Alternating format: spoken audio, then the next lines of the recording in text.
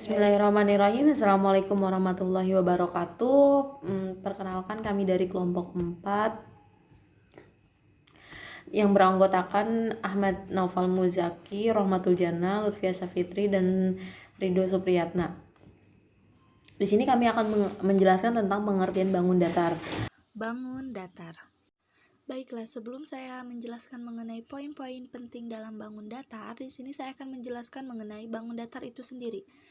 Bangun datar merupakan bangun dua dimensi yang dibatasi oleh sebuah garis lurus atau lengkung, beberapa bangun datar yaitu persegi, persegi panjang, dan segitiga.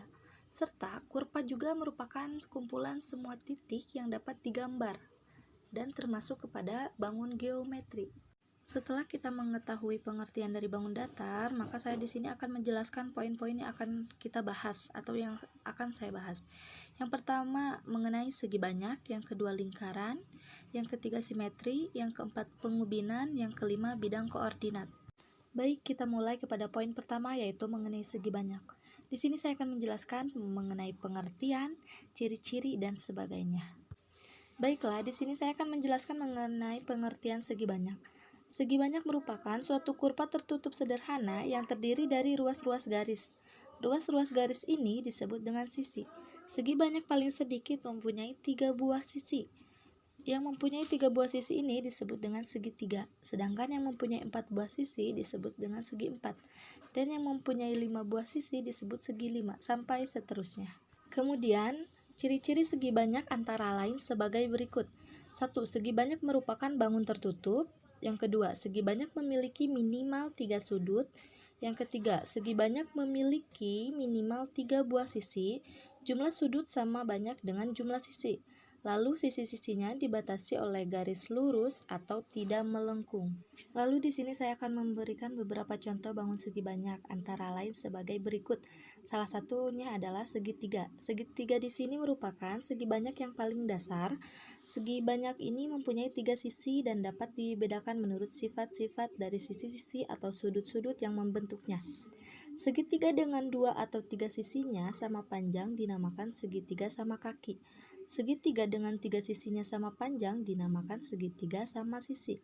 Apabila ketiga sisi segitiga tersebut panjangnya berbeda, segitiga ini dinamakan segitiga tidak sama kaki dan tidak sama sisi. Suatu segitiga yang mempunyai sudut siku-siku dinamakan segitiga siku-siku. Lalu selanjutnya yaitu segi empat. Segi empat di sini merupakan bentuk segi banyak yang paling banyak macamnya. Segi banyak ini mempunyai 4 sisi yang membentuk 4 sudut. Beberapa bentuk segi empat itu adalah persegi, persegi panjang, jajar genjang, layang-layang, belah ketupat, dan trapesium. Untuk membedakan macam-macam bentuk segi empat tersebut, dapat melihat sifat-sifat yang mungkin terdapat pada segi empat tersebut, yaitu 1. Sisi-sisi yang berhadapan sejajar atau tidak. Yang kedua, sudut-sudutnya merupakan sudut siku-siku atau tidak. Yang terakhir, sisi-sisinya mempunyai panjang sama atau tidak. Untuk lebih memperjelas lagi, di sini ada beberapa contoh bangun segi empat, antara lain yang tadi sudah saya sebutkan, yaitu persegi, jajar genjang, layang-layang, trapesium. Satu lagi belah ketupat, saya lupa. Belah ketupat juga merupakan bangun segi empat. Lalu secara umum bangun segi banyak dibedakan menjadi 2 macam, yaitu yang beraturan dan tak beraturan. Apa itu segi banyak beraturan? Segi banyak beraturan adalah sebuah bangun yang semua sisi-sisinya sama panjang dan semua sudutnya juga sama besar. Bangun segi banyak beraturan ini disebut dengan poligon, sedangkan segi banyak tidak beraturan merupakan bangun segi banyak yang sisinya tidak sama panjang atau sudutnya tidak sama besar. Untuk lebih memperjelas lagi, saya di sini akan memberikan contoh gambarnya. Di sini ada contoh segi banyak beraturan. Ada segitiga sama sisi, ada persegi, ada pentagon, dan semacamnya. Contoh bentuk bangun segi banyak beraturan ini, segitiga sama sisi disebut dengan trigon, persegi disebut tetragon, segi 5 beraturan disebut pentagon, segi 6 beraturan disebut heksagon, segi 7 beraturan disebut heptagon, segi 8 beraturan disebut oktagon, segi 9 beraturan disebut nonagon, segi 10 beraturan disebut dekagon. Selanjutnya, contoh segi banyak tidak beraturan ini yaitu segitiga sama kaki, segitiga sembarang, segitiga siku-siku, persegi panjang, belah ketupat, jejar genjang, layang-layang, dan trapesium. Kita bisa membedakan mana yang segi banyak beraturan dan mana yang bukan segi banyak tidak beraturan. Selanjutnya saya akan membahas poin kedua yaitu mengenai lingkaran. Di sini saya akan menjelaskan mengenai pengertian, unsur-unsur, serta bagian-bagian dari lingkaran itu sendiri. Pengertian dari lingkaran itu sendiri merupakan himpunan semua titik di sebuah bidang datar memiliki jarak yang sama dari suatu titik tetap pada bidang tersebut. Titik tetap pada bidang itu disebut dengan titik pusat lingkaran. Adapun jarak yang sama dari satu titik ke titik yang lain disebut dengan jari-jari lingkaran. Baik, selanjutnya kepada unsur-unsur lingkaran. Unsur-unsur lingkaran ini kita bisa lihat dalam gambar. Yang pertama, titik O merupakan titik pusat. Yang kedua, OA sama dengan OB sama dengan OC itu disebut dengan jari-jari lingkaran atau radiusnya. Selanjutnya, tali busur adalah garis yang menghubungkan dua titik pada lingkaran. Lalu apotema adalah ruas garis yang ditarik dari titik pusat lingkaran tegak lurus pada sebuah tali busur. Lalu selanjutnya busur itu sendiri merupakan bagian dari keliling lingkaran dan dilambangkan dengan garis lengkung. Selanjutnya bagian-bagian dari lingkaran itu yaitu ada juring atau sektor, ada tembereng. Kita bahas gambar yang ada di sini. Yang tadi kita sebutkan materi sebelumnya ada busur. Kita lihat busur di sini. Kita juga bisa lihat tembereng, kita juga bisa lihat tali busur, kita juga bisa lihat juring yang termasuk bagian lingkaran, dan apotema yang termasuk ke dalam unsur-unsur lingkaran. Selanjutnya kita bahas kepada poin ketiga yaitu mengenai simetri. Dalam simetri ini saya akan membahas mengenai pengertian dan macam-macam simetri. Pengertian dari simetri itu sendiri merupakan sebuah karakteristik dari suatu bidang bangun datar yang akan bersimetri mematuhi operasi simetri dan ketika diperlakukan ke dalam objek maka tidak akan muncul suatu perubahan. Untuk lebih jelasnya lagi, di sini saya akan menjelaskan mengenai macam-macam simetri bangun datar matematika. Yang pertama simetri lipat bangun datar, yang kedua simetri putar bangun datar matematika, yang ketiga tabel simetri bangun datar matematika.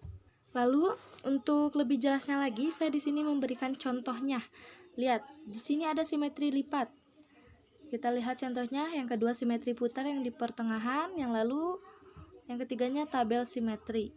Seperti itu contoh dari bentuk macam-macam simetri. Selanjutnya poin keempat yaitu mengenai pengubinan. Di sini saya akan menjelaskan tentang pengertian pengubinan serta macam-macam pengubinan itu sendiri. Pengertian dari pengubinan itu sendiri merupakan gabungan antara segi banyak dan daerah di dalamnya. Penyusunan daerah-daerah segi banyak yang sisi-sisinya berhimpit sehingga menutup bidang secara sempurna. Tidak ada bagian yang tidak tertutup, itu disebut dengan pengubinan. Lalu di sini saya akan menjelaskan gambar-gambar yang ada. Gambar-gambar ini menunjukkan pengubinan dengan segitiga siku-siku dan pengubinan dengan segitiga sama kaki. Kita bisa lihat di sini ada garis-garis yang sudah diubin secara merata, tidak ada yang tidak tertutup. Lalu pola pada pengubinan ini adalah 6 segitiga siku-siku bertemu pada satu titik. Keadaan seperti ini dikatakan bahwa konfigurasi segitiga siku-siku bertemu di satu titik adalah 3, 3, 3, 3, 3, 3. Barisan 6 tigaan ini menyatakan bahwa ada 6 segitiga siku-siku bertemu pada setiap titik sudutnya. Kita bisa lihat contoh gambar tersebut dengan jelas. Selanjutnya poin terakhir yaitu mengenai bidang koordinat. Di sini saya akan menjelaskan tentang pengertian bidang koordinat serta gambar bidang koordinat itu sendiri. Selanjutnya, di dalam ilmu matematika, sistem koordinat Kartesius dipergunakan untuk menentukan posisi ataupun letak dari sebuah titik pada suatu bidang datar. Posisi titik tersebut ditentukan oleh dua buah garis yang ditarik secara vertikal dan horizontal, di mana titik pusatnya berada pada titik 0, titik asal. Garis horizontal disebut sebagai sumbu X, di mana X positif digambarkan mendatar ke kanan, sedangkan X negatif digambar mendatar ke kiri. Sementara itu, garis vertikal disebut sebagai sumbu Y, di mana Y positif digambar ke arah atas dan Y negatif digambar ke arah bawah. Perhatikan gambar berikut. Nah, untuk lebih jelasnya saya memberikan contoh gambarnya. Di sini termasuk gambar bidang koordinat. Pasti semua tahu, bidang koordinat itu mempunyai dua sumbu, yaitu X dan Y. X itu mendatar ke kanan dan ke kiri, sedangkan sumbu Y itu mendatar ke atas dan ke bawah. Ada yang negatif dan ada juga yang positif. Nah, baik teman-teman, mungkin cukup sekian yang dapat kami jelaskan mengenai bangun datar. Kurang lebihnya kami mohon maaf. Terima kasih atas perhatiannya. Wassalamualaikum warahmatullahi wabarakatuh.